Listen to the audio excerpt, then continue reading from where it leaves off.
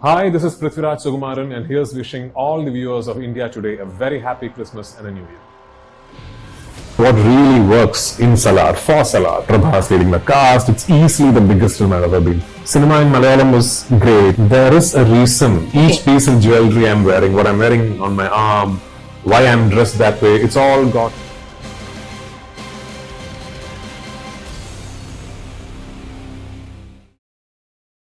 In his third decade in the Indian film industry, he's worn several hats. He's a director, a producer, and above all, an actor par excellence.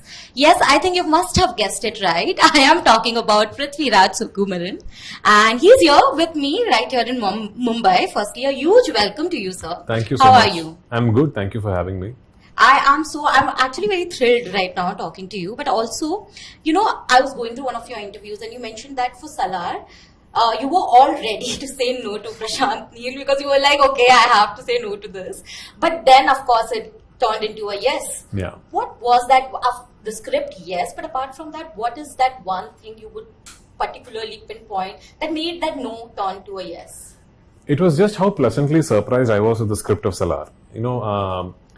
So Hombale Films, the producers of Salar, had come down to Cochin with the intention of discussing the possibility of me directing something for them. Correct. And it was at the end of that discussion we shook hands and we decided we'll do something together. That Vijay Kargandur sir from Hombale Films told me that also, Prashanth would like to discuss the idea of you doing a character in his next film. Correct. And this is much before the world got to know about Salar. And immediately, in my mind, I'm thinking, okay, Prashanth Neel, the director of the KGF franchise, making a film with Prabhas, one of the biggest stars of the country, with Hombale producing it, this giant, massive film. So you have this preconceived notion of what such a film could be. And then I'm listening to the narration, thinking it's going to be that kind of a film. Correct. Then I'm completely caught off guard because I didn't think it would be a film about two friends, Correct. about the relationship between these two people. I did not expect it to be that. So suddenly I was caught by surprise and I was like, oh, I want to do this. I really want to do it. Yeah. So because till then I had not done a film outside of Malayalam for the longest time because cinema in Malayalam was great and we are going through still great. We are going through a great phase and I was very happy with what is happening in Malayalam cinema. But I listened to it and it's just this pleasant surprise of getting something that you did not expect at all. Correct. And then of course, then all the other factors kicked in that it's a Prashanth Neel film. Yeah. It's got Prabhas leading the cast. It's easily the biggest film I've ever been part of. So that is what made me say yes to the film. And I think that is what people watching the film will also be pleasantly surprised about. Correct. Because on top of all the spectacular action sequences, the violence, the huge sets, the scale, on top of all that, I think what really works in Salar, for Salar, is the drama. The emotional chord that it has. Yeah, and I think that is what people will take away from. So I'm really looking forward to it. Me too. And also the look, let's talk about that a bit before I dive in more, because I feel that it's so unique and I've never seen you perhaps in a look like that. Yeah. Was it completely Prashanth Neel's it was completely brainchild, or did you also sort of have not at all? It was completely Prashanth Neel's idea, and what is so impressive about the look is that it looks very cool, but it's not just the aesthetics. There is a reason. Each piece of jewelry I'm wearing, what I'm wearing on my arm, why I'm dressed that way, it's all got a story, a reason. Okay, lovely. So about this fictional place called Khansar, Prashanth has created an entire 1,000-year-old history. Yeah. And there's a reason behind each bit of the styling. Correct. So there is so much thought process behind making me look the way I'm looking in the film that it is not just about the aesthetics, which is very impressive, which is, you sort of, as a fellow filmmaker, you sort of think, oh wow, that's... I was actually coming to that because you're a filmmaker yourself, right? And when you see another filmmaker diving literally with the background, the history and so much, and you yourself are kind of very meticulous when it comes to these things. What is it? How is that energy on set? Sometimes do you also swap those hats and you're thinking as a director while on a set where you're an actor?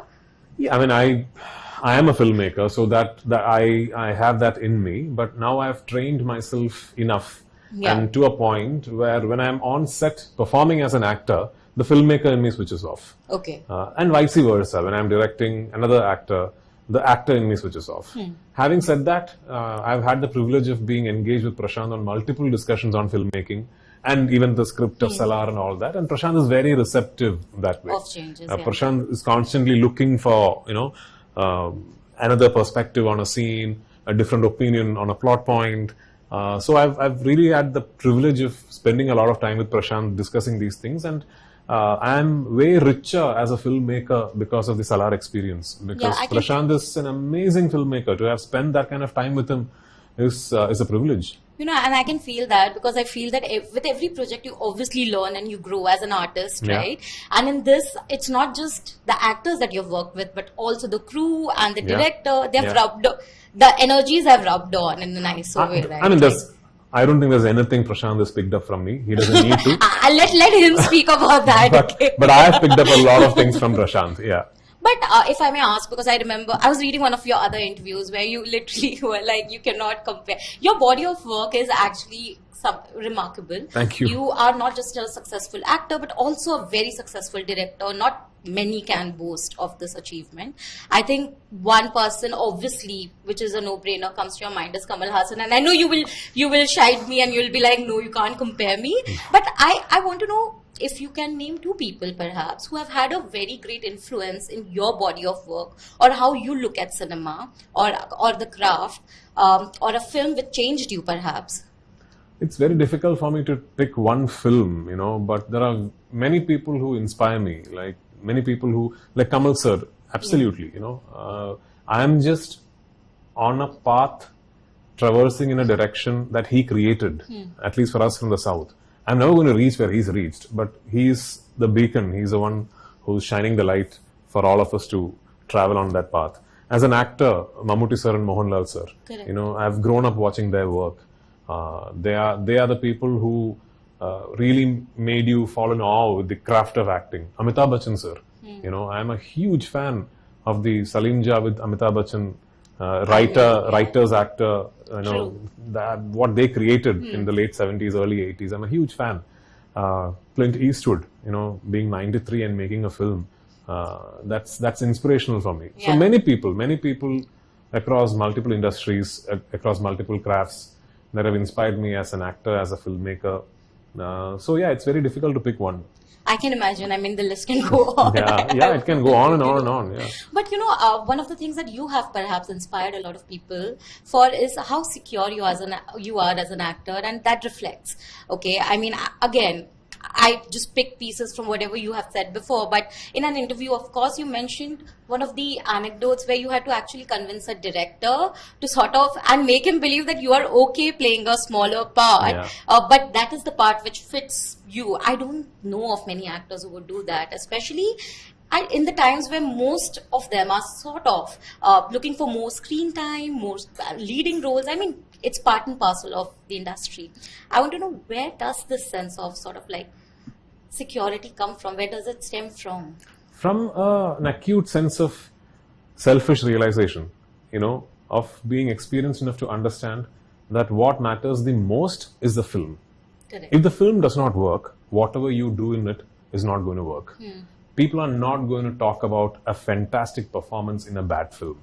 True. They're only going to talk about a good performance in a great film. So your first priority should always be to make sure that you're doing within the film what will help the film. Correct. I would always prefer being part of a great film doing an average character than a bad film doing a fantastic character.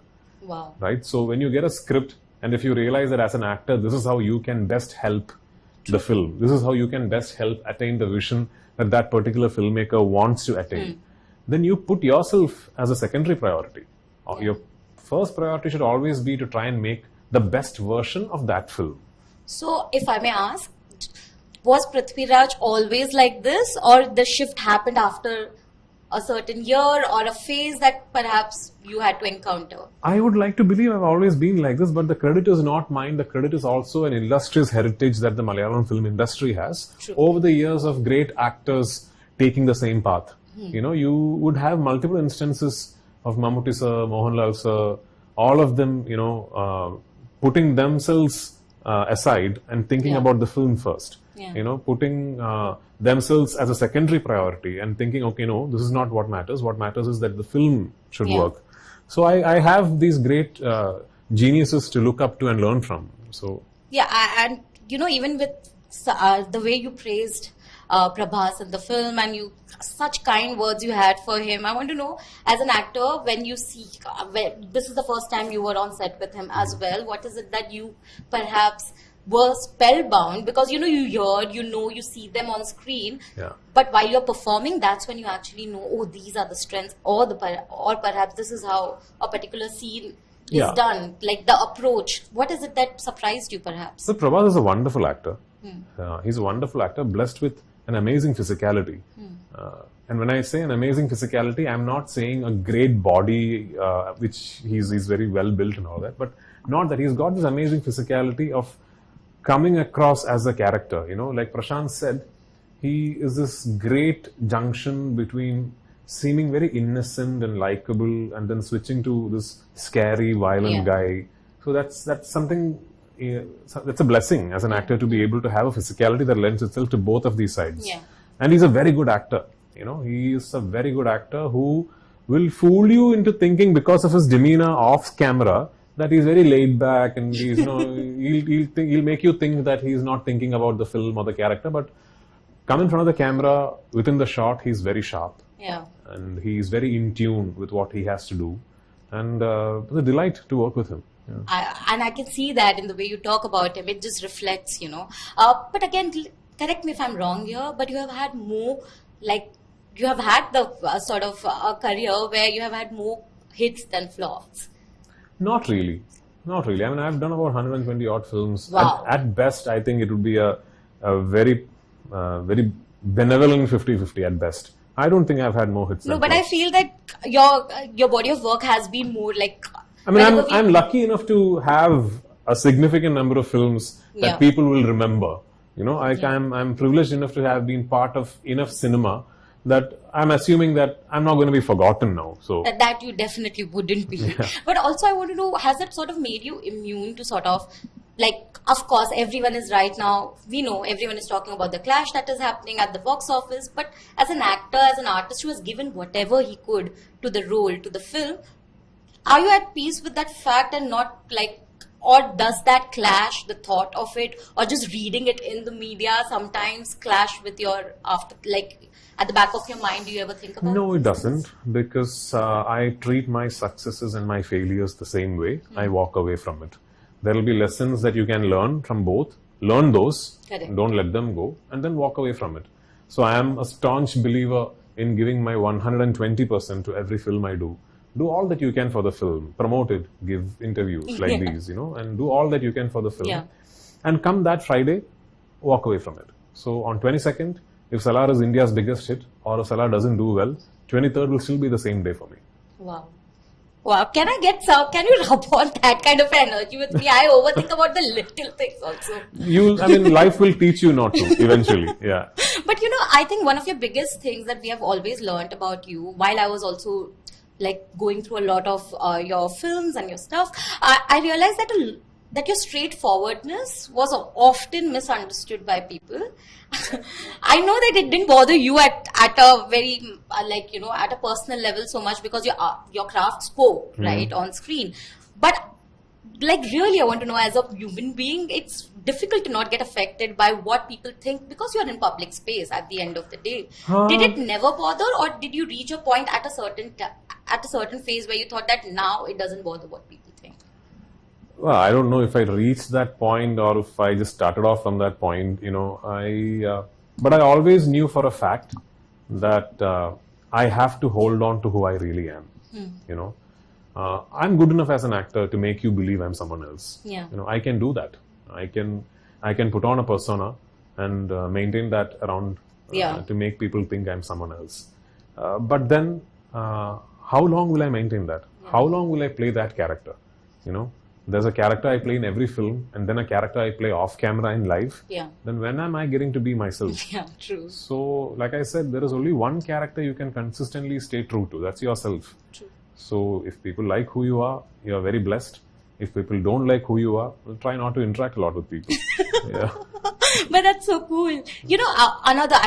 Malayalam cinema, I was introduced to it 10 years back actually, because I was in Chennai and I had a lot of Malayali friends who were just like, you have to watch this, it is great. And that's when I realized that what part of cinema was missing. Yeah. And I believe that is what a lot of people think now, because we have access to all of these films thanks to streaming platforms. And I know it's a great opportunity for all the good films to sort of reach out. But personally, because you belong, your fondness for that cinema, of course, everyone knows, right? What is the biggest change that you have seen? Because last time when I was speaking to Dulquer, and I remember he said that this is a very great time, because I feel that finally those films are being not just watched in Kerala or certain parts in South, but pan-India and abroad. Yeah. What is that one thing you still wish happens? Because I feel that there's still a little bit of bridge that needs to be sort of, No, actually now I'm worried for the other end of the phenomenon, because suddenly people have started talking about Malayalam cinema. Suddenly there is a deluge of money into the industry. Suddenly we don't have as many constraints in terms of budgets and all that in the industry anymore. And I'm really hoping and praying that this newfound liberty / freedom that we have as filmmakers, as actors, as producers, don't make us go away from what we were originally good at. Yeah. There is a reason why people started watching Malayalam cinema and thought, oh wow, they're making brilliant stuff. And I hope we stay true to that. Yeah. But having said that, it is great to know that now people across the country have accessibility to our work. True. That they can now watch our work on streaming services, on satellite, and they are aware of the kind of cinema that we are making. And that is a great validation for any form of art, for any artist. So that's a great thing to have happened. Thanks in no small part to the streaming services. And I hope that's a phenomenon that keeps growing and gives us bigger and bigger spaces across, across linguistic borders. So. And also one amazing fact about the kind of films that you've done is, while it's not on the face kind, but you have always experimented with the genres and the subjects, which today is considered very conventional, back then was non-conventional, and you've still been part of films like that. Where does that conviction stem from? Because even a Jana Gana Mana, for me, I feel it, or on paper, it seemed like a subject which could go either way, because it's a subject which is very emotional, and at the same time, it is a social message, right? When you're part of projects like that, how do you weigh the pros and cons as an actor? Because you have to, or as a director, or as a producer, because you have to think from all the hats, right? How do you weigh the pros and cons? So the idea behind perceiving cinema is not to overanalyze it.